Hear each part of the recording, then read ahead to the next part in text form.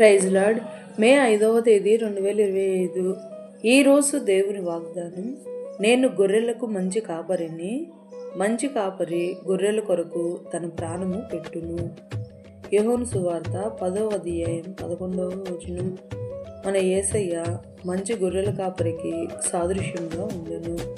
నిజమైన కాపరి తన గొర్రెల ప్రాణమును క్రూర మృగముల నుండి కాపాడుకున్నట్లు అపవాది సాతాను చెర నుండి మన దేవుడు మనల్ని కాపాడువాడు.